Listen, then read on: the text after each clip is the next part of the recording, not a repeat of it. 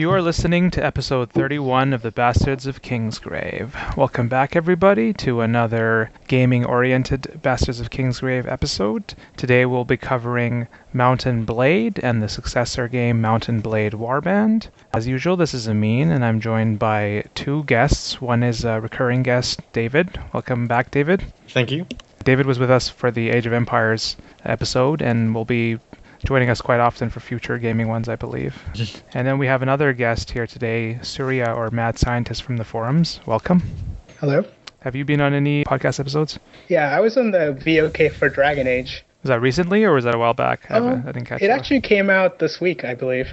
Okay, cool. So you're doing the rounds here. A little bit. Trying to make the three. Right. Cool. So what we'll be doing, I mean, for a lot of people listening, they may be more interested in the Warband talk, which is a more recent game and it's more multiplayer, and we will get to that. But we're going to start back with the original game, Mountain Blade, and talk about our experiences playing there. So David and Surya, when did you guys get into the game Mountain Blade?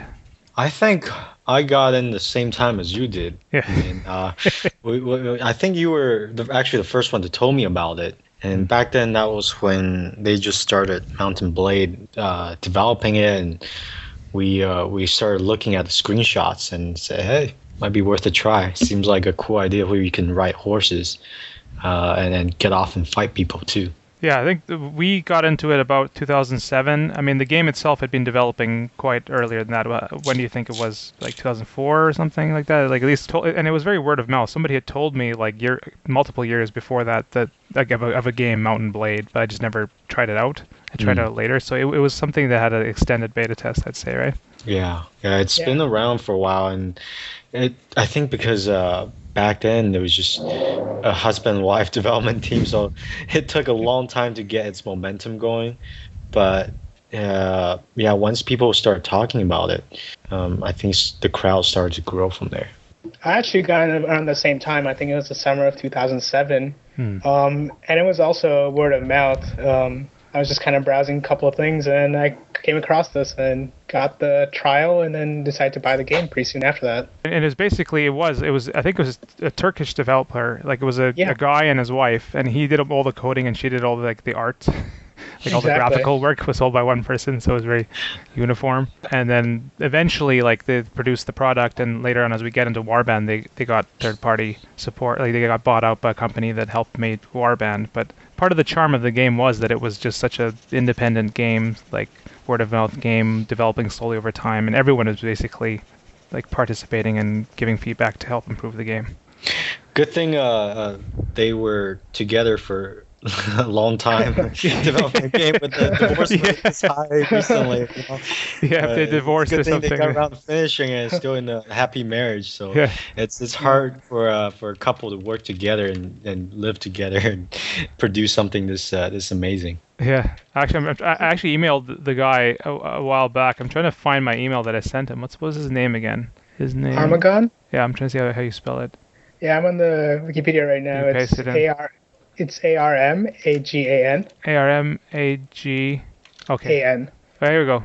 This is in 2008. I gave him an email because I was just telling him because everyone who listening to this will have played the game, because if you haven't, we're going to recommend that you play it. But the point of this episode is to target people who've played the game, at least Warband, if not Mountain Blade. But basically, it is as David said, it's very realistic in the sense that the physics of it is very realistic. You're basically out there and you're it's an adventure type game, but it's not really like a main storyline. You just get a party and you do quests. But when you actually fight, you have a lot of control over it. Like when you have used swords, you can swing different ways, you can block. It's not just like jamming the keyboard. You actually have to have realistic control, and also you have horse combat, that sort of stuff. But one thing that I sent to the designer back then was a bit of poetry, Persian poetry, which I thought sums up the game really quickly in one sentence. And basically, here's a line. It says, "I am the champion of the world. My horse is my throne, and my sword is my seal, and my helmet my crown."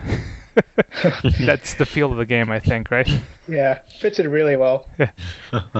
My sword is my life and honor. By the sword and by the spear. When the game first started, there was two main factions, the Vaegrs and the Swadians. Like while it was developing, others were added, and you could choose one side or the other. But you could be your own person, and you could, if you got pissed off, you could attack some lord and become his enemy, and then everyone would attack you. But you could do it. It was the ultimate sandbox game. You could do what you wanted. Right. It was a bit of a, A/B decision-making adventure game, but because it started growing in different civilizations, factions, and so many trading choices, and whether you want to help a village or not, it grew to become a little bit more dynamic. And I think even the single player was amusing enough for quite a while. Like it's a game, even single player, you could play for months on. And people still do that now, even with the later versions of it. Yeah, the battles against computers, different scenarios, especially sometimes you have a big army behind you riding horses. It's like a 90 horse army and charging against the infantry group. It's quite interesting, and it's a lot of fun. Sometimes very satisfying in a sadistic way. I guess basically what we're going to do is just look through the document and slowly move our way through covering stuff. But back when the factions were just the Vaegrs and the Swadians, which side were you guys playing on? I personally prefer the Vaegrs because they had nice archers, and you could have like a decent cavalry as well. So you kind of just hold the archer line and then charge with the cavalry once they're weakened.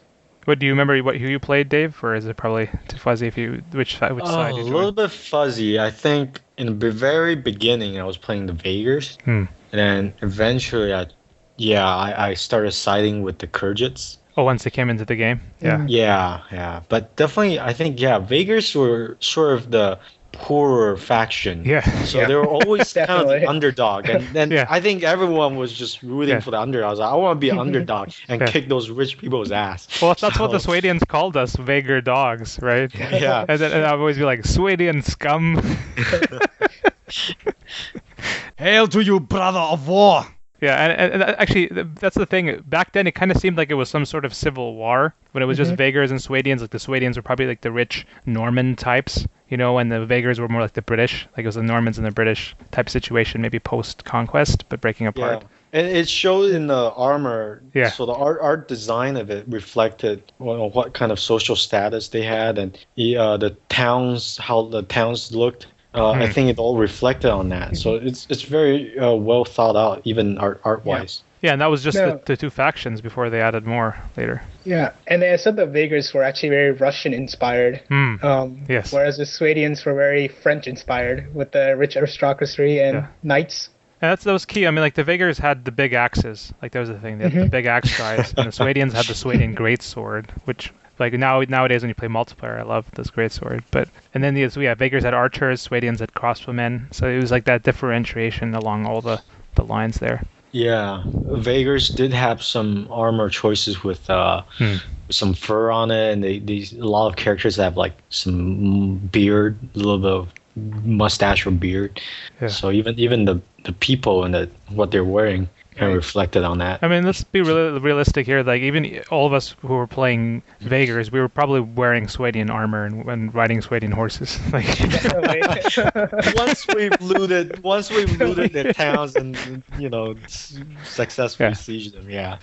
Because the Swadians, in terms of pure cavalry, like the Swadian equipment, like and the Swadian great lances, like that was the way to go. And because lances were so incredibly powerful in the base Mountain Blade, they were balanced more for the multiplayer version. But in Mountain Blade, like if you were on your horse and like a charger and you had your lance, you could just lance through like dozens of people and non-stop. You didn't have to turn around. You just keep going. Because there was two ways to use lances. One, and this is in Mountain Blade original, it was always couched lance. You'd ride, your lance would go down, and it would like couch like in a lower position, and you just run over people and just destroy them. And then the shitty way of using them was to poke them, to physically poke with the lens, because it would do like almost nothing. Whereas it completely changed in Warband. They had to get rid of the couch lancing. Is a lot harder to do because it lasts less and you're more vulnerable. And poking, like physically trying to out-duel somebody, is the big thing now. Yeah, you have to time it so well, and you have to have the momentum going too. Yeah, in Mountain Blade, you could beat like 100 guys as long as you didn't get dehorsed. If you got D-horse, then you could be in trouble.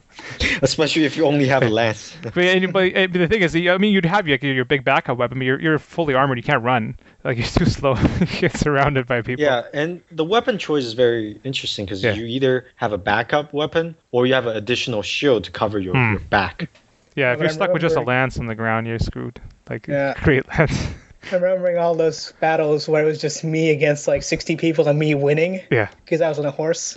And well, the thing is, and most guys didn't. Yeah, there were sometimes you face like an army that had a lot of knights, and that could be a problem. But you guys remember the Dark Knights back in the day? You remember those guys? Do you remember Dark? Because there was the two factions, and there was like bandits, and there was like blah blah blah. And Dark Knights were like kind of like they were barbarians. They weren't on either faction. They just appeared. And the thing was, they had like the best armor. They had black armor, and they were badass. The only problem is they were riding like ponies. Like they had shit horses. Do you remember that?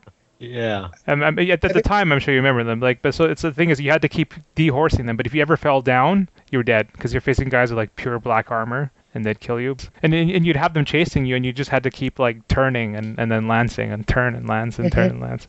Feel bad for the ponies. Yeah, another cool faction was in the game. There's peasants running around all over the place, and you could actually recruit them, and they would level over time and make men out of them. But you could actually rescue women, like because it'd be like peasant women running around refugees, and if you develop them, they became sword sisters. Did you guys ever do that? Yeah, sword sisters were really cool. Yeah, because they had good cavalry and they had good archery, I think, right? They even had maybe. Yeah, and they weren't too expensive to upkeep. Yeah. The one problem was that they never wore helmets, so they kept dying. They spent all this time developing a sword sister, and then somebody would just like throw a rock at her head. Yeah, so they were valuable. You had to be careful with your sword sisters. Like, but like I'm sure everybody at some point had like an all sword sister army just to try it out. They were like, but you had to like level them up too. From like you rescue a bunch of peasant women and then and they would start fighting with rocks. That was their thing, right? They would throw rocks. And you couldn't go against too strong of an enemy too early, right? You had to go like making sure tonight. By the way, none of you guys are manhunters, right? You better not be a manhunter. You better not be a manhunter. I will drink from your skull. I will drink from your skull. Oh, I love the quotes from the game. Yeah. Whatever you got, because it was a chaotic world, even when there was the two factions, let alone like later when you had all these different factions. There's bandits running around. Every time you run into somebody, they have some sort of crazy line like that. So what's this then, eh? Out for a stroll, are we? I'm gonna break your legs, nice and slow. It's like and there wasn't any actual voices in the game. Yeah. They just made grunty sounds like "arr." Oh yeah. Later on they added them, but you're right. Early on it was just like "rawr." And the thing was the quests, like a quest system developed over time. There was no storyline, right? It was just do whatever you want. But there was quests, and there was always like rescue the kidnapped girl. Like you have to get her back, and then you get money, or capture like a nobleman or something. I just remember like when you go to like the nobleman, and he'd be like, "Away with you, you filthy vagrant!" Away with you, vile beggar! I gotta put that quote in here. Like I'm gonna put some of the audio lines. Like everybody who played it knew those lines. Like it's just like stuck in your head. Your money or your life. We'll have our pay, or we'll have our fun. My men would like a word with you about your purse and all belongings. We can do this the easy way, or the hard way. Everything has a price, even your life. Dead men tell no tales. All right, let's keep looking through the file here. So I remember, everyone playing it back then. We wanted multiplayer, right? And I remember I'd be playing it, Dave would be playing, we'd be like playing at the same time, chatting. Like it was just, we were always like, oh, we wish we could play multiplayer, and that was like in the mind. And we'll get there when we get to Warband. But it was all single player, but it was fun. Like you do trading and stuff. Who said you had fish or oil? Or something? It was worth a lot. Gosh. I don't even remember what I traded, to be honest. Fish, oil, iron, those were worth a lot. Spices. Oh, not fish. Spices, yeah. Spices and iron. Yeah. Yeah. Favorite and cities? Also, cloth. Cloth, yeah. You basically go into town, buy a bunch of stuff, and then go to another one and sell it, right? It was very painful back then because you have to like remember what town has what for cheap and demand for what. Well, I think we had like printed out stuff. People had typed it up and we'd printed it out. We had like a list of like all the trade routes. Right. Yeah, and then another thing was you could go and do tournaments, right? You can go compete in tournaments and do that. But the thing with tournaments is, if I remember correctly, is often you'd be random what you got, and sometimes you got something really shitty. Yeah, sometimes you're archer without a sure, right. So you run out of just charging at you, and you're like, run! You keep running away and shooting at the same time. I used to prefer SWAT in tournaments just because they guaranteed a horse most of the time. Oh, there was also a team, right? Sometimes you had a team, and then, and that's the beauty of the game. You gave commands, like you could tell your people to like spread out or follow you, and you could command when you have in your party, like the archers, the cavalry, the infantry differently, and put them in different areas. So most of the time, I just told them to hold ground around me. But I mean, when you're mopping up people, you'd charge. There's a lot of tactics you could do. So let's see what we got here in Mount and Blade discussion topics. Yes, exactly. You could be mercenary, merchant, lord, or even a king later on. So anyone remember Zendar is the question. Yeah, that was the starting area back in the day. Town, yes. Yeah. Yep. It was neutral for a long time, right? It was. I think eventually in Warband they gave it to a faction, but there was people there, and you could basically learn how to play the game there. That's where I remember learning how to couch, because Kratos was one of the arena fighters. Oh yeah. And he'd tell you that, like, oh, you can poke them with your lance, but really, you got to couch them to kill them. That guy went out of business when Warband came out. And so I think around Zendar is when you become a manhunter, right? You have to go and like get the certain amount of bandits, give money for it. That's like your first quest. All right. What else was in Zendar? Then there was the actual tournament fighters. Yeah. Who was the guy you said Kratos was the guy who Kratos? Yeah. And Dranton, who never wanted to talk to you. And then I think it was Zarina who wanted to tell you about infantry fighting. Zarina, yeah. Zarina was a Scorpions. Yeah. It's interesting how they, after each tournament, even if they lose, they still come back alive. Oh yeah. Well, whenever I lost them, I'd go in a tavern and throw a dagger at them. We like knocked them unconscious. That's what I liked about the game. You could do that. Like games like this, and they didn't push it far enough. I'd say like you should be able to go into a lord's castle and stab him, and then face the consequences, right? Like people should chase you. Like they should be able to do that and face consequences. I think they went halfway there, but you should be able to go further. You could only kill them in certain areas. In the town, it wouldn't actually kill them. All right, let's move on here. What else we got within Mount and Blade itself? I mean, there was lots of mods even back then for Mount and Blade, right? Yeah, I mean, my favorite mod was the Lord of the Rings Last Days mod. I kept playing that even after Warband came out for a couple of months. Yeah. It was just amazing. Like, they added all kinds of different skeletons. So, like, you had orcs and wargs and everything. And, like, they did an amazing job recreating, like, each of the locations, too. So, like, you have, like, you know, Lothlorien with all their trees instead of a city. And that was the thing with the game. Like, a lot of successful games know to make it moddable. And I mean, this game was so modded. There was all kinds of mods everywhere. And yeah, you're right. Even for a while, I mean, some mods didn't even get ported to Warband, so people are still playing the original Mount and Blade mods. Other ones did. And there actually is a mod for Ice and Fire. Yeah. So you can go into Westeros and be in the different factions. Pretty crazy. And I think for like a couple of years after Warband came out, the original Mount and Blade Ice and Fire mod was way better. Yeah. I think they finally got it better now. I tried running it though and it crashed, so I can't run it on my computer. It's more intensive than Warband. Like it uses more CPU power. They've added stuff to it. Yeah, I think it's about time you get a new computer. Yeah. I think the Age of Empires games that we had recently proved that it's required. Yeah. All right. What else we got here? Dark Knights were in there. Oh, actually, so what were your favorite battle tactics in single player? Other than just the lance everybody in sight. Yeah. Well, just Swadian knights in charge. Lance was one, yeah. Two was horse archery. Like I became a really good horse archer, and I remember the game was developing. Like between like versions of the game coming out, even horse combat changed a little bit. Like it became more bouncy for a while. Like you were bouncing up and down, and then it went away. But horse archery has always been badass. I always liked it because you always can just pick off people. And it had a bit of it gave you a bit of a satisfaction. Yeah. And because it was always challenging. You have to account for the arc of gravity fall and distance and different kinds of length you're holding the arrow. So it's a pretty realistic in terms of the physics. Yeah. Yeah, in terms of combat, there's a game I've played before called Die by the Sword, which is pretty good. You had a lot of control over, moving your hand. But there weren't a lot of games like this didn't have like the level of control you have with the different weapons, different blocking you can do, and that's key. And we'll get more into that in Warband.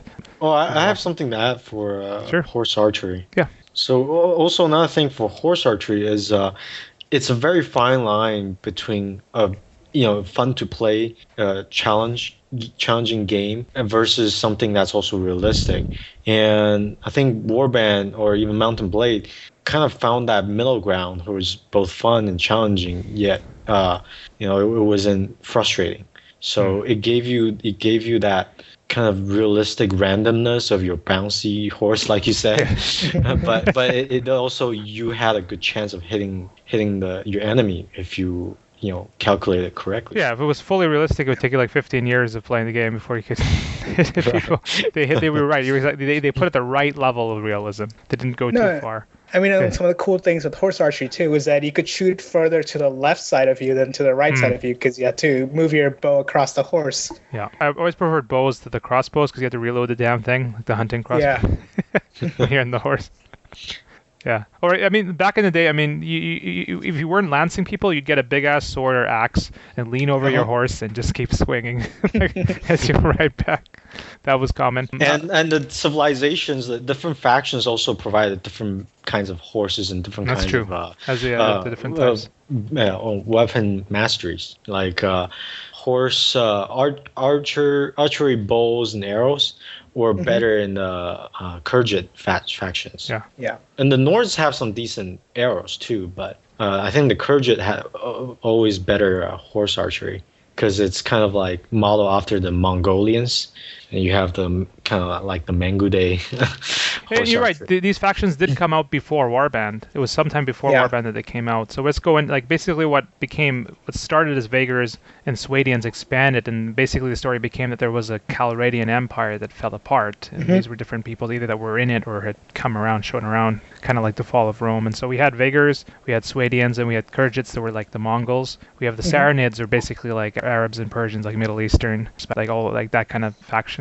Actually, the Saranids came in Warband. I don't think they were in the. Oh, they were completely new there, right? Okay, so let's overlap into Warband in terms of single player then. Like Saranids are the kind of like a desert Middle Eastern. Okay, right. Yeah, I mean their name is basically like Sassanids. Like that's what it's basically inspired by Persian empires and Arab and like Islamic empires, and that's what their clothing and they have good decent cavalry. Like they're Dornish. They're the Dornish of the game. Yeah. So they have good cavalry. They have good archers. They got axes and clubs and like the big metal mail, good armor. Like their fully equipped cavalry is pretty good as well. Yeah, they're the most balanced faction. Yeah. Like versatile. Yeah, and you have Nords, which are like the Nords the Viking ones, kind of. Yeah, Nords like Viking. They're like drinking out of your skull kind of thing. Did they say that? Today the gods will decide your fate. And then Rodox are the ones that they're the horse faction. No, the Rodox are the pikemen and crossbows. They're like the Swiss. Oh, right. Yeah. I never played much with them. Like almost even now, I don't even play. Like I don't see them that often. They're a good cheap army. Like in terms of like they're the lowest upkeep. Like they're even cheaper than Vaegrs. Yeah. And like they have no cavalry, but they counter cavalry really well. Yeah, because I never played with the sergeants. Exactly. The sergeants, and they have the big war cleavers. They're really good for upholding a town, like because they could be siege or anti-siege. Oh yeah, the sieges. We didn't even get into the sieges. Yeah, well, let's get into that. You can siege castles and even towns, like eventually towns. But I remember when there was only like 2 castles on the map, and I took one of them. Because you could keep your troops in there. That was a nice thing. You could garrison stuff in there. If you capture kings or royalties, you could throw them in the dungeon and visit them in the dungeon. And it's a pretty shitty situation down there. I think there was a mod that let you kill them. Which is good. There's a couple of mods that were really the mod that was the best mod in Mountain Blade. I think the best one was that you could recruit your prisoners. Because before you couldn't. Like you get prisoners, you could sell them and make money off it. But because you capture like bandits and sell them. But you could, instead of doing that, if you got somebody good, you could recruit them. Like, and it was simple. It was like a simple line of code. You just be like, "Hey, do you want to join me?" They'd be like, "Yes." They never said no. They'd join, and that was a good way to get powerful people on your side. Yeah. And I think that's one of the things that like you can tell from the developers is that they listen to the community. Like people wanted that mod, so they put it in the game. Yeah. Well, I mean, initially even people were the ones who made it. Like it was fans who made it, and I think they added that later afterwards. But one, that the system allowed it, and two, they paid attention to it, which is good. And I'd never properly got into Warband itself. By the time the Warband came out, I played multiplayer, but I never played the single player because I was playing multiplayer. So I never got to use the features other people did. Like you could get married in Warband, right? You could you could do other stuff. You could become like a general and marshal troops, like formally like become a general. You command the armies of your side, and blah blah blah. So there's a lot. Like the Warband was the ultimate pinnacle, and the mods that came with it after, if you want to play single player. Yeah, and I mean you can even found your own kingdom and even like support a pretender who got. So it was very good. That's why it fits the Ice and Fire mod very well. Like it's a very Ice and Fire, right? If you do it like in multiplayer, I play with a female character all the time. Because it's fun to kick ass and pisses people off when a female character kills them. Like that's just true in any game. There's just so much misogyny out there. But in single player, I never played. But apparently they made it realistic. Like if you play as a female in the game, it's more difficult, particularly like politically, because it's just odd for them to see a female running. It's like a Brienne, basically. Like it's like running around and being a militant type person. It's more difficult to even get married. But you can, right? You just have to find the right guy. Yeah, and if you do find the right guy, it's actually way more powerful because you get their lands too. Oh, really? Yeah, I guess that works. Yeah, you're right. Yeah, so I think that they did that specifically for that. Like people, it was more of a challenge, but it was more realistic. If you're a guy, you have to. I remember played a bit of it. You have to like send poetry and stuff. I remember because I was playing it and I wasn't very powerful yet. Like I'm military, I could beat anybody like in a fight, but I didn't have like any lands or anything. And I was trying to like woo this person, and then like basically like her maid or her like person were like, you should leave. You're too lowly for her. And you're like. Yeah, and that's the other thing that your like background matters, whether you're a noble born or a common born. Like everyone reacts to you based on that. Yeah. And then, I was playing recently just for fun a bit, and you go in, even you go talk to the lords, they're like, get away from me, you're wasting my time. Away with you, vile beggar! Yeah. All right, what else we got? Some of these quotes really capture the mood of the game. Yeah. Went well with the storylines. That's a nice head you have on your shoulders. We'll hunt you down. My lord, huh? It's almost harvesting season. Yeah. We're always rescuing the kidnapped girl. Like, because there's always kidnapped girls you have to rescue, like whatever city you go to, and then you'd rescue her, and then like, and whenever we were in battle, like she would still appear, like she'd be there with like a club or like a rock, and like a little like hat, and like so you guys when you play this game, you probably did it the same way. Like you have a bunch of quests, and you go and you do a bunch of them, and then you come back and get your rewards in a row, right? Like you don't go to like do one and go back. You kind of go around in a circle and you trade. So like you rescue the kidnapped girl and you go across like half the map, like and doing trading, and then you like talk to her. She's like, "Can we go home now?" Yeah, I had one kidnapped girl who killed like 3 things over the dragging across the map. Yeah, she leveled up like 2 or 3 times. I don't think she become a sword sister though. She had a lot of hatred in her. She's like, "I don't want to go home to my dad. I want to stay out here and be free from patriarchy." But it didn't matter. You could show up like 4 years later to like the dad and be like, "Thank you. Here's your 60 gold for rescuing my daughter." And he's like, "By the way, she's married to like one of my commanders."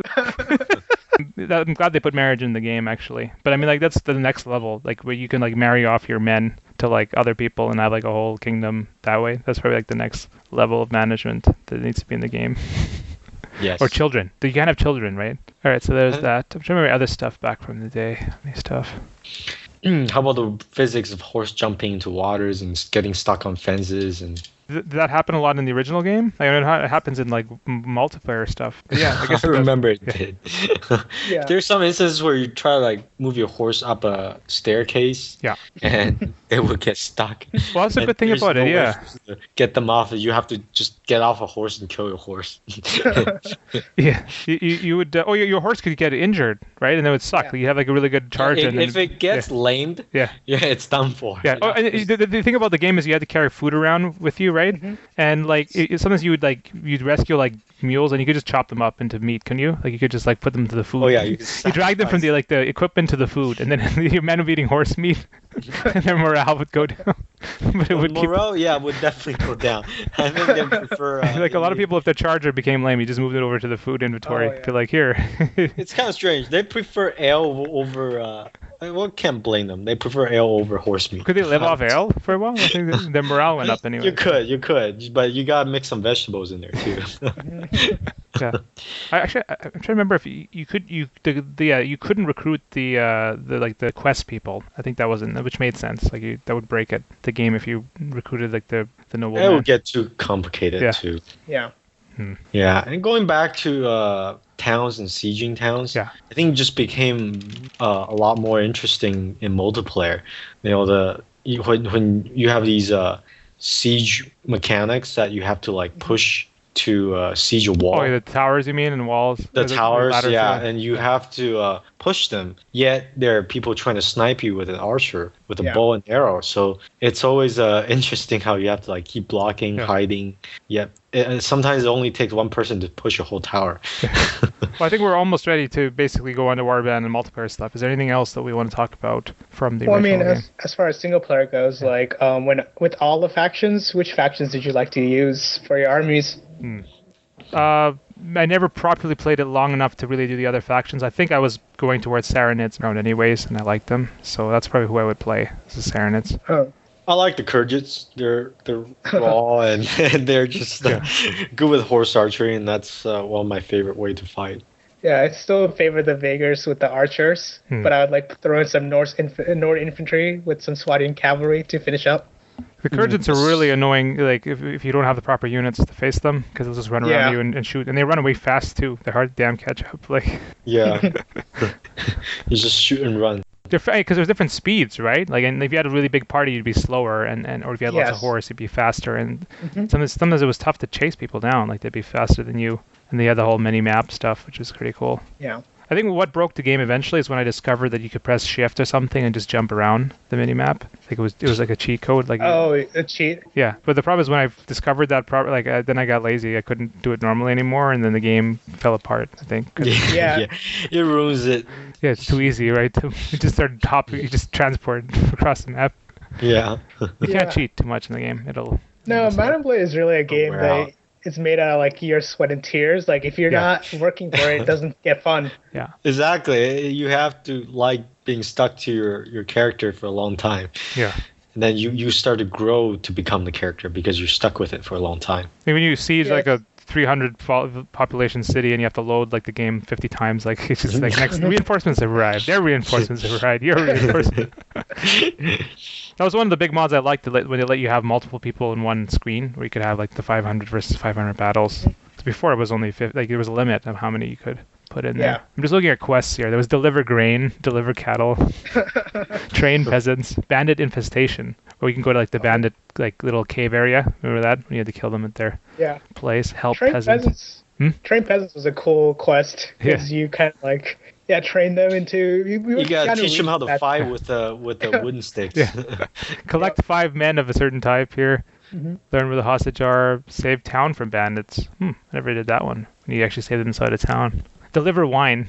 I think we did that probably. Because whenever you went into town, you had to go talk to people. Like you go to town, you talk to people, or you go to like the tavern. Escort merchant caravan. I've done that one before, I think. The guildmaster will give you money after you found the bandits. You can choose to fight them off and keep the money, or you can ransom them. Oh, so you always fight them off. You're never going to ransom.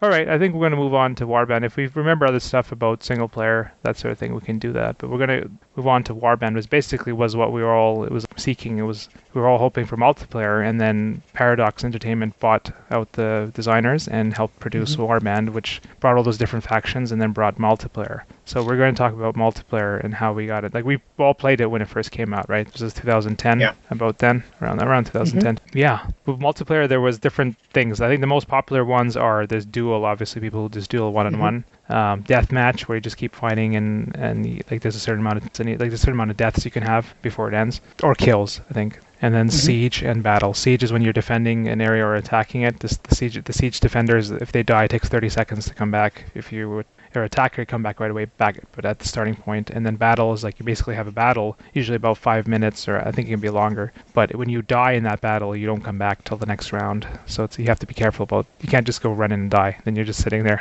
waiting for 5 minutes. So the tactics are different in battle. Like you got when you work with your friends, you gotta be careful. You can't just go swinging like crazy because if you kill your friends, They're gonna be pissed. Whereas in deathmatch, it's like, well, whatever. You can swing like crazy. They'll be back in a second. So, which one of the ones that you guys play a lot? I personally really preferred Battle, mainly because like I got into the Warband beta, the closed beta, and like for like almost 4 or 5 months, Battle was the only mode that they had. So that kind of became the only one I played. And when Siege came along, it kind of felt wrong to me. So you must have played the one where the battle. I don't know what the map is called, but it's like it's like a green field, and there's a town at the end, and there's like buildings. Ruins. What is it called? Ruins. Yeah, it's Ruins. Yeah, that was my favorite map because it was the first map. You play Battle as well, Dave, right? I'm pretty sure we've played it together, but probably Siege is what we've mainly played. Yeah, I think Battle was just fun to get into and quick to get into. Yeah. And, depending on how many kills you get, the more armor or the more money you have better armor and better weapons, and then it just gets easier from there. Because sometimes if you don't have the proper armor, it's just so easy to die. Yeah, well, in whatever like version you played, the more kills you got, the more gold you got, and you could become powerful. That could be a chain reaction. Like once you got really good armor, it would be a huge advantage. Yeah, and then but then that's where real multiplayer comes in really well and you start working with your teammates to kill that really powerful enemy and just gang up on them, because no matter how good of an armor and weapon you have, you just don't have 3 legs and 3 arms. You can't fight 3 people at the same time.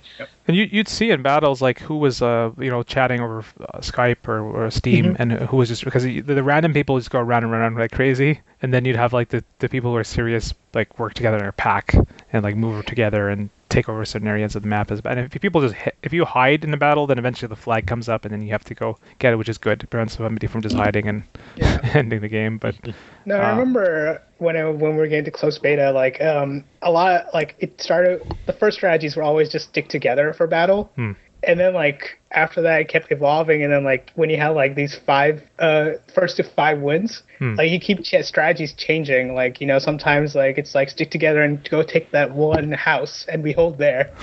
and then you do that for 2 rounds, and then you lose the next round, so then you have to change it again.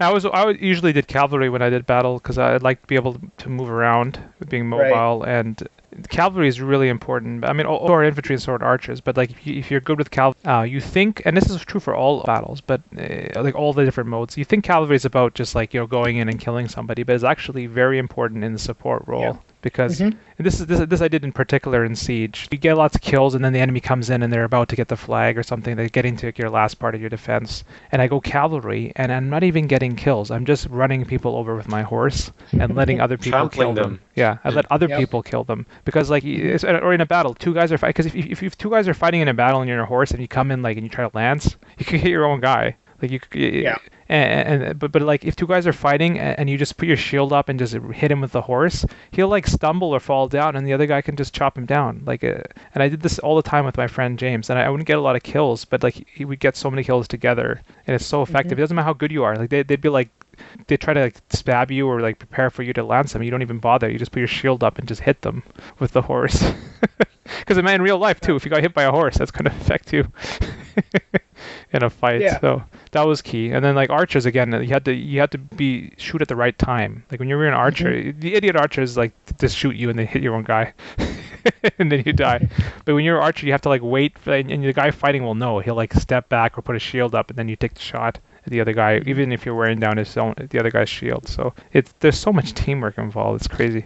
Yeah, and I remember as cavalry, I would also prefer to play in a support role in battle, and it was mostly just get the fastest horse, the courser. Yeah. And I would just hang back and like I'd run to wherever I see like our team was wavering, and then just show up there, and until like we got advantage, and then go away and go to the next weakest spot. And it was just that was my role, was that just be wherever we're weakest. There's always little like tricks in the game that a lot of times you'd be on a horse and I'd face like a guy with a crossbow, and your crossbow you can hold it as long as possible, like because it's a machine, right? And so he's just holding it and waiting for me to stab him, because he's going to shoot me if I put my shield down. And it's called the horse slap technique, and I use the horse. I just walk up to him and like I slap him with the head of my horse, and the guy he stumbles, and then I stab him with a spear.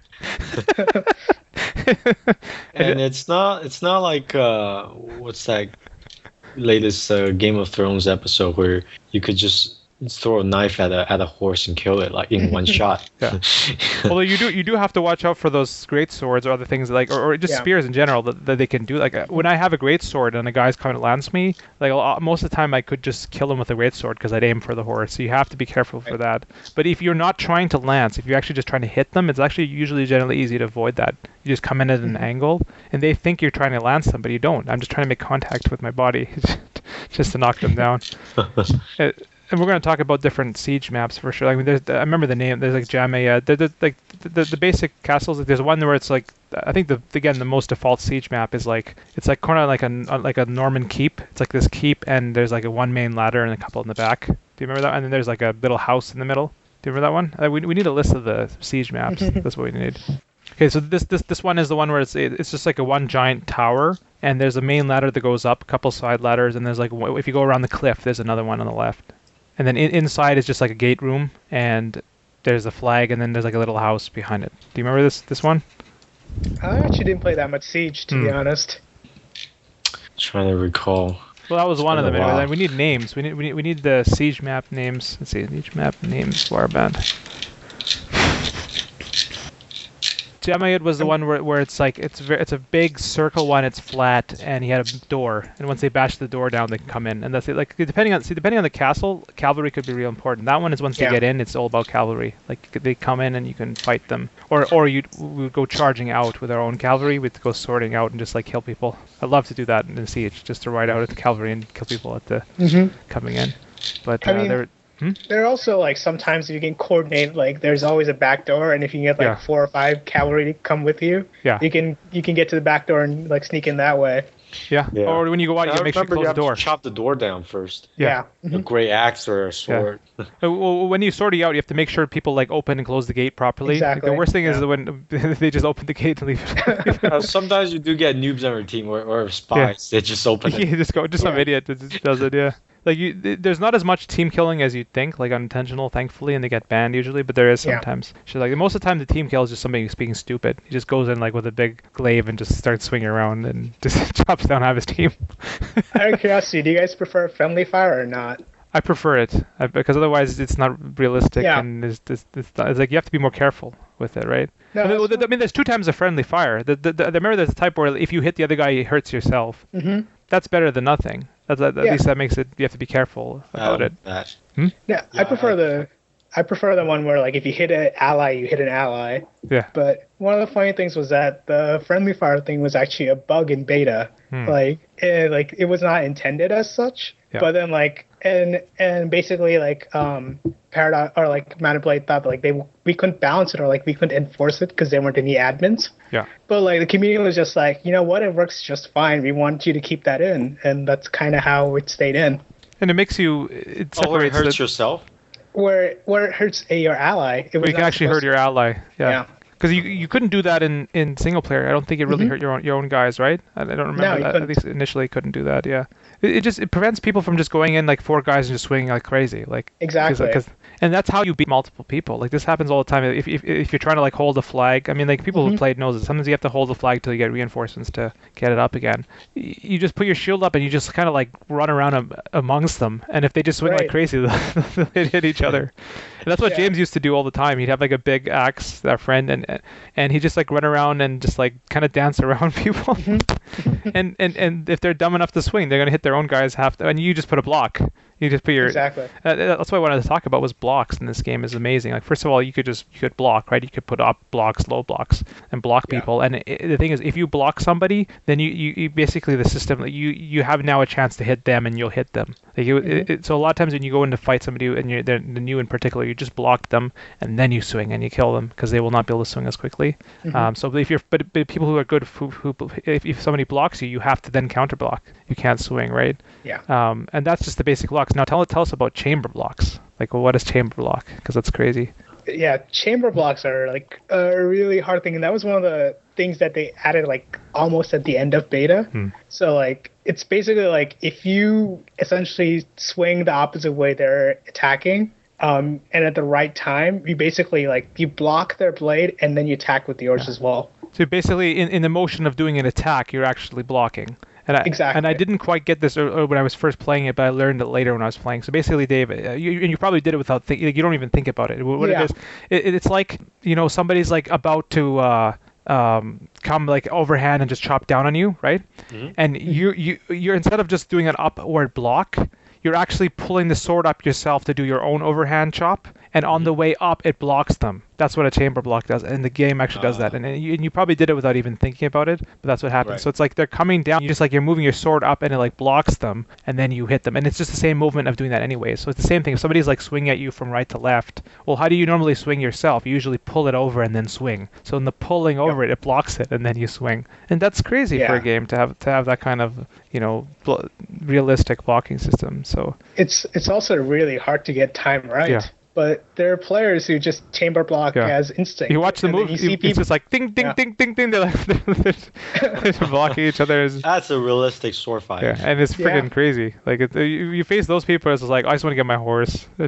Get out of there. Just use my horse to hit them at least, Yeah. or archery. I mean, when you get a guy who can chamber block and also feint, which is like fake an attack and then change the side, they get really good. There's some really good, and that's what I love about the game. Is like you have those people, and then it's like a team game. They do a lot, but they can get ganged upon or they can get shot down. Exactly. So it's like I was playing with Surya the other day, and there's this guy in this like kind of like kimono dress or something. I think because like the server we played a lot back then and now is GK Siege server, and I think the admins at least get better clothing. I hope they don't hack the game to make themselves more powerful, but they get different clothing. And this person in the dress was just like had this giant katana sword, and it was just like whenever it would stick out, it'd be like, oh shit, it's the girl with the katana. Yeah. And it would take out like 10 people. I remember Amin was an archer, and we kept like whenever she came around, Amin would try and target her. Yeah.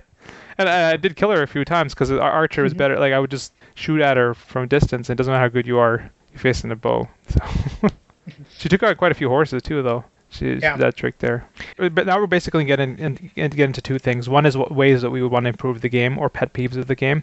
One pet peeve, I mean, when you play Siege and the flag's going down, you have to go and defend your flag, because it gets down, it's over, right?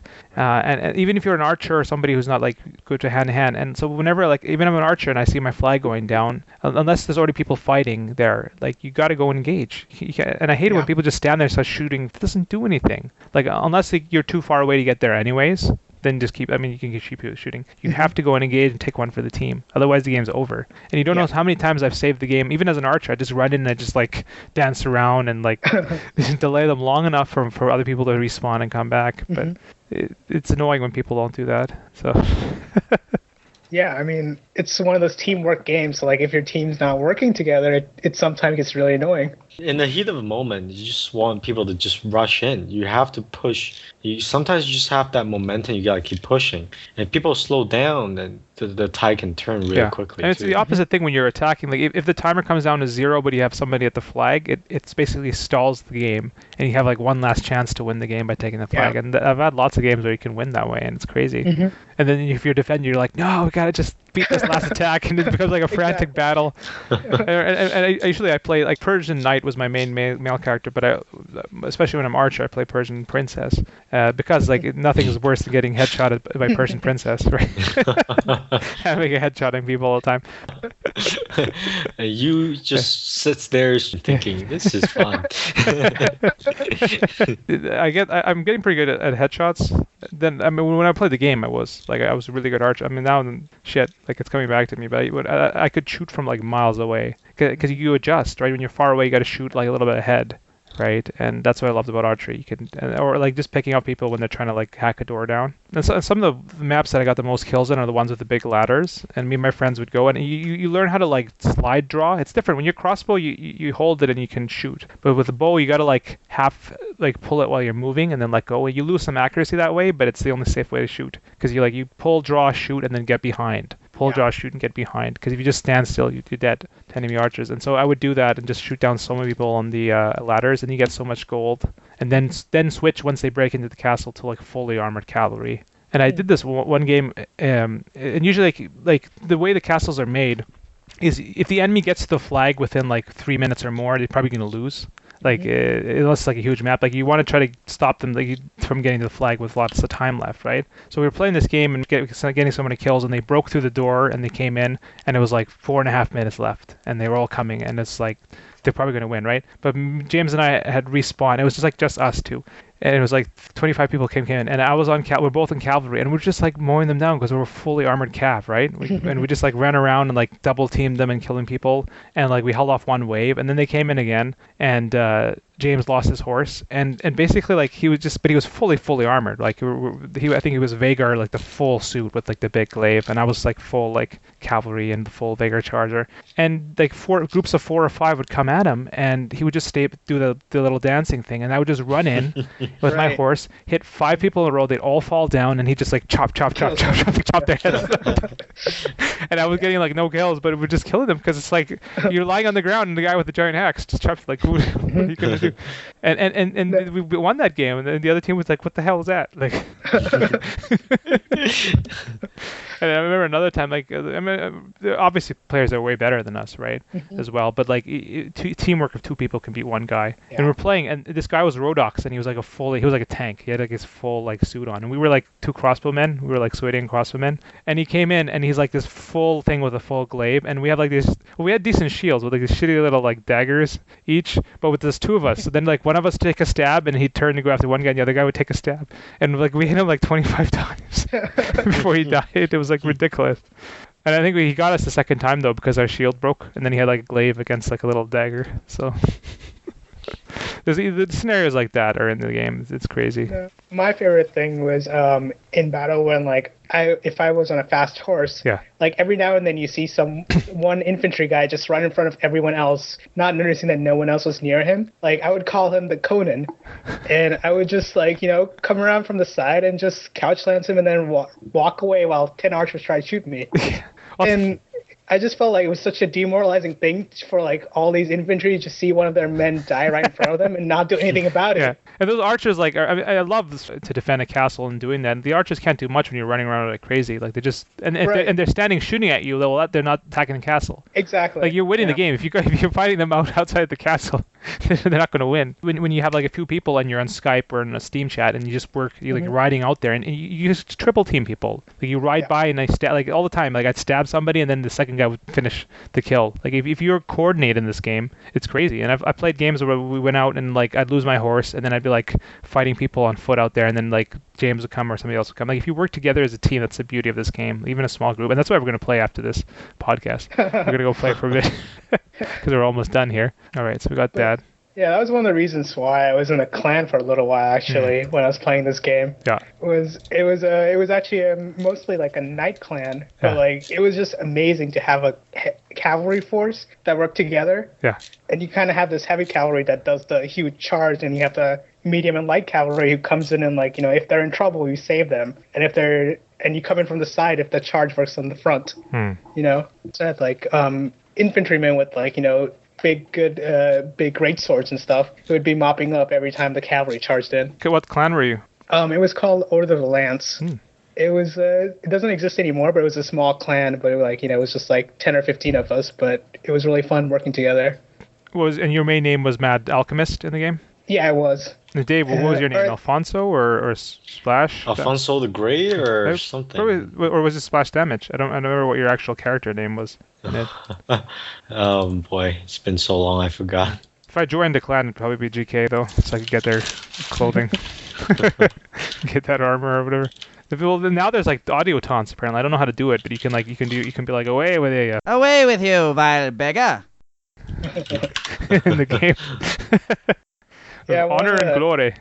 Blood, honor, and glory awaits us! The CRPG mod actually added all kinds of commands. Oh yeah, tell us about the CRPG mod. Like, what is that exactly? So it was basically like a mod that added the RPG elements of Warband at first. So like, you could level up your character and kind of like design your character the way you want it. So my guy was like a medium cavalry, who was really good at riding fast horses and just showing up and lancing things. But you can kind of like buy equipment that way and like, level up your character in a specific build. You have battles over cities or something like that, right? There isn't this scheduled battles? So after a while, like they added the Strategus to it, which was where basically they had a global map with like entire like basically like 100 people or whatever fighting on that global map. And that's when like clans could own like a territory, like a city or a castle or whatever.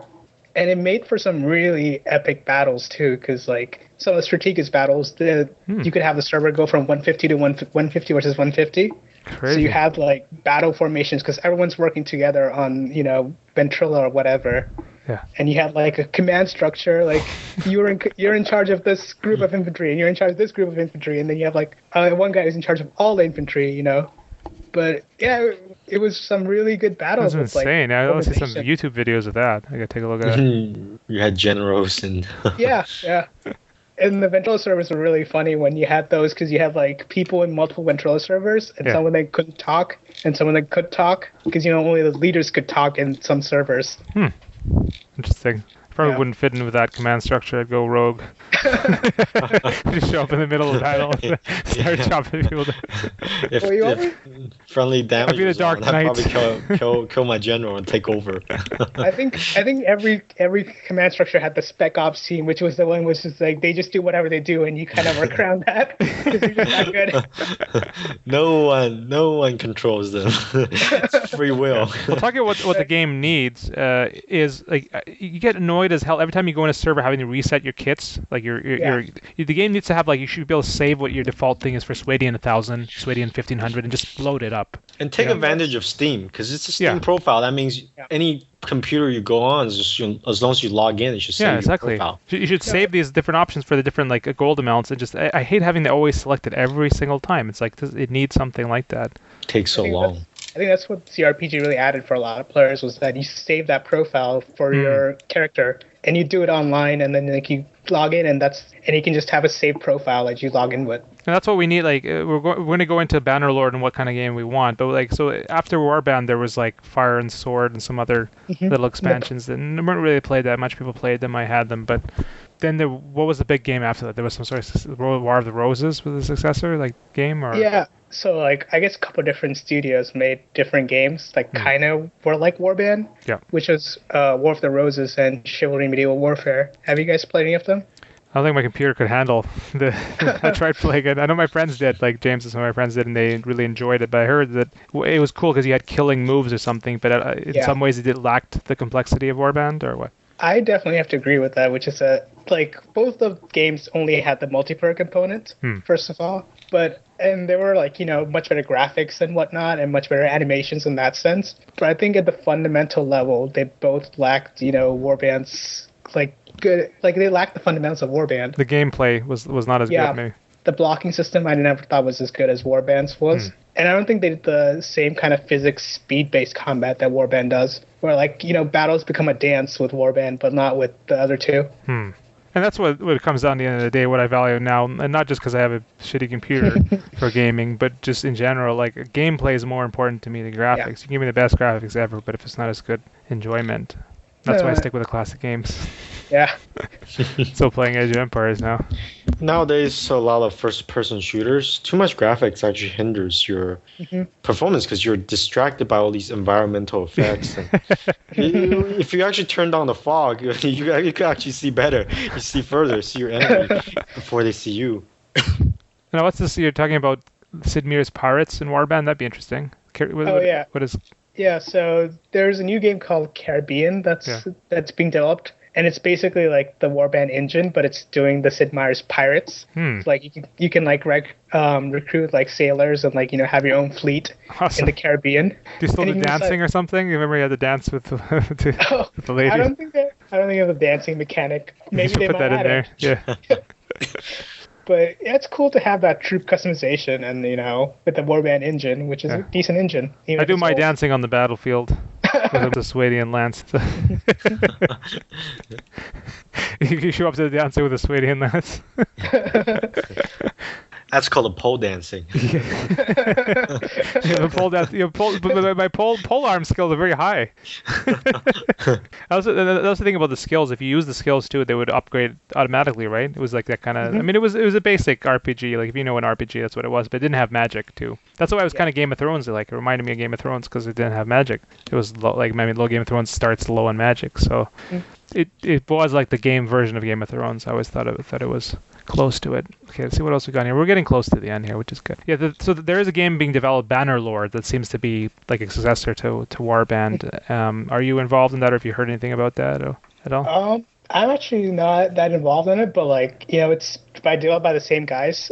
After they got Paradox's support, they kind of just pulled back and they made their own development team, and they're going to publish it by themselves. Awesome. But they have a really good team now. I think of like 25 people or so, which is really good because they're doing that from the start now. Well, what the game needs, other than like little things that we said, like automatic kits and just little like things that most multiplayer games have, what we want is multiplayer co-op. So you can do the quests system, you can do the single player game, but co-op. Like so, you don't have you could play with a couple of friends, or whatever way it works. Maybe you can log into it, the saved game, and you command one area of the empire and work. You could go against each other if you wanted to, but in particular even work together. I would love to do that. That's why I want to. And I heard Bannerlord might have some sort of co-op like that. So. Yeah, I mean, it really depends on how many people kind of start requesting that kind of feature, because they're definitely a studio that listens to what their fans want. Yeah, because I mean, I think that would help with the tedium as well. I mean, like I enjoyed Warband, but like it got to the point, like it seemed like Warband you'd have to spend hours and hours and hours to develop an empire properly, and if you could 3 or 4 people together do that and play together, like I think that would be more effective than just playing. It's like the best of both worlds, and you could also do battles together. Like I think co-op would have a nice market there without being that much more to code. I mean, there was even people trying to mod it and they got pretty close. So I'm hoping that if they put that in there, then that's going to be my next big game, Bannerlord. Yeah. All right, well, let's take a look at the document, see if there's anything else we missed. I think we're about to wrap up soon. There's too much to cover. We had too many good times playing battles out there and getting stuff. The one thing I wanted to mention though is I mean, it's funny. Like the different factions are suited to different things. Like if you're attacking a castle in your Khergits, you're like, oh shit, you gotta leave your horses behind. It's always a waste. But I mean, like what was the keys? Like I mean, guys, you must have played open death matches, just the open kind of flat field. Facing Khergits in an open field is a huge pain. Like assuming equal skills because they're horse archers and they're lancers. So I wanted to talk about just in that particular situation, what faction has the best chance to beat Khergits? Or I think it's Saranids. Because I think Rodoks are good because they can hold a certain amount of ground with the spears. But the key thing is against horse archery, crossbow is not going to work. It's too slow, and you have no cover. It's like an open plain. It's not like you're playing Siege. You can't load fast enough even if you're being guarded by shield. Like I mean, in an ideal world, maybe like if you played the CCRPG, you could time it right to have like the crossbows behind the shield wall, like a square shield wall, and be able to time it. But just in your average game, it's not going to work. You can't beat horse archers with crossbows, but as archers you might be able to, because you can shoot as quickly. Either way, it's going to be tough unless you keep moving. So my choice would be a Swadian Knight because you do have a lance. All you have to do is just maneuver your horse in a very random fashion, and so they can't aim at you properly. That way, at least you can catch up to them and poke them. Well, you can't. That's the problem. Because the map is still limited in size. It's not an infinite map. Yeah, but it's not. But they're faster than you. Eventually, they can run around in circles. Somehow. No, I feel like if the Khergit players are smart, then there's no reason a Swadian Knight should catch up to a Khergit. Yeah. Because if they keep circling them, then they're just set forever. No, I agree. Actually, Dave, you're on the right path that you need good cavalry, and if you can actually engage, the Swadians are going to kick their ass. The problem is, and not only are their horse archers faster, but so are their lancers. So they can just again outrun you, and the lancers can kill the crossbows while you're chasing the archers. So that's why it's got to be a combined effort of foot archers and cavalry to beat the mobile cavalry. And that's the thing. See, the Saranids have cavalry pretty much as good as the Swadians, almost up there, but they're faster. So their cavalry might be fast enough to catch up the Khergit cavalry, while the archers can shoot down the other archers. And then you have the super long bamboo sticks as well, so you can use those for your infantry to almost as Rodoks, and that's quite as well. So I think that's the best faction. I've never properly done it in a full equal team, but I'd like to see that. I think that would be the best chance to beat Khergits on open plains. Yeah, I think Brodox, if you get him into a defensive position that's like on top of a mountain or in the trees, then they have a chance. But it's just open otherwise, plains right now. Yeah, they have no chance. If you get the Vigors, they are really good archers and they can outshoot a Kurgat because their foot archers are much better. Yeah. So if you can defend their position from the Lancers, then you can actually you can also have a good chance with that. Yeah, I think it has to be something other than a crossbow faction. Like the crossbows are just too slow in that kind of situation. Like maybe it can be done. Maybe if you had the right teamwork, you could guard them and reload. Because I know what happens in sieges, but just in open plain, it just seems like crossbows are not the way to go. It's just because archers are just so much more mobile, like just more fluid in that kind of situation. Yeah, and crossbows are amazing at breaking a charge. Like if someone's charging at you and you do a crossbow, then the charge entirely dissipates. But if they're not charging and they're just running around, then you have no chance. And I think Swadians are good if you can get them, like if you're playing something that has like a river, some sort of block where you can run them into that thing. But I'm just talking about the flat plains open battle. Like it's just you can't catch up to them. They're just We were born in the saddle, but you will die in one. They're annoying, and I used to do that. Like when I played multiplayer, I was playing with James and Dan, some of my friends, and I was shooting their horses down, shooting them, and then at one point, like it was a crammed map, and I was like riding, and then I was forced to run at the guy with the lance. And so I'm running at him, shooting, and then I jumped over him, and then I shot him in the air while I was jumping over his And it's like bullshit. It's like total BS, but you can do it. So yeah. So yeah, that's one situation I wanted to mention. But there's countless other different battles and situations and matchups that you can do. And a lot of times skill can make up for a lot of it. Like if it's the one side is really skilled, they can make up. I was just thinking about equal skilled situation. Yeah, there's a lot of great tactics you can do with this game. It really has a lot of things you can do with this game, which is why I love it. Cool. I think we've done a long enough episode. It's pretty good. Yeah. Thanks for joining me, guys. That was a lot of fun. Hope you guys enjoyed chatting about it today. Yeah. So definitely, it's one of my favorite games. Good. Well, thank you everyone out there for listening, and you can check us out at bastardsofkingsgrave.wordpress.com or bok.podcastadvicefire.com. Let us know what you thought of the episode, and we'll be back in the future to do some other retroactive or old school gaming reviews. So we'll see you next time.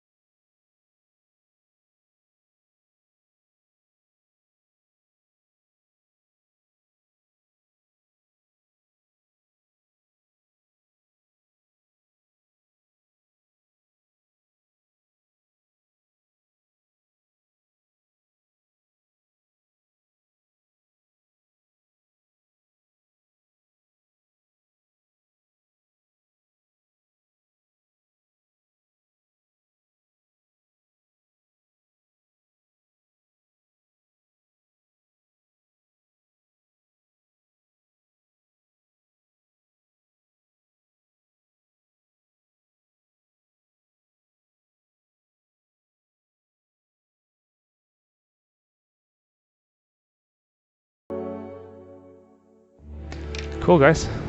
That was a long episode, but it was good. I just wanted to chat about it once and get it recorded, and we did. You have a lot of editing to do. Oh, yeah. A lot of trimming down. There's no rush for this, right? I can do this whenever. And okay, well, do you guys want to take a break, come back and play something, or what? Yeah, sure. I can play. I'm going to end this call anyway, so we make sure it gets recorded properly. I might be playing AOK with my roommate. He's into AOK right now. Right now? You want to play a bit of Warband quickly first? Sure. Let's do it. Okay, I'll be back. 15 minutes. Yeah, well, I'll be back in like 2 minutes myself, and then we'll play. Okay. We'll chat over Skype again. I'll get it recorded. It's going to be recorded. Mind you, I haven't played Warband in a really long time. Yeah, we'll come back to you. I mean, it's just kind of just basically nostalgia chat is what this podcast has become. So I mean, I haven't played a Warband for like almost a year, and then like I started playing this week. Yeah. There's so much that about the Mountain Blade in particular I've just forgotten. Like when we played, we knew all this stuff, all the trade routes and all this stuff, but it's gone now. Like. I mean, it's crazy too. It's a game I've played for like 7 years now. Editor's note: we did end up playing Warband for an hour, and the gameplay and further Warband-related chat was recorded. We're not including it here because it probably will be boring for most listeners, but if you are interested in hearing it, comment and let us know, and perhaps we will release it in the future.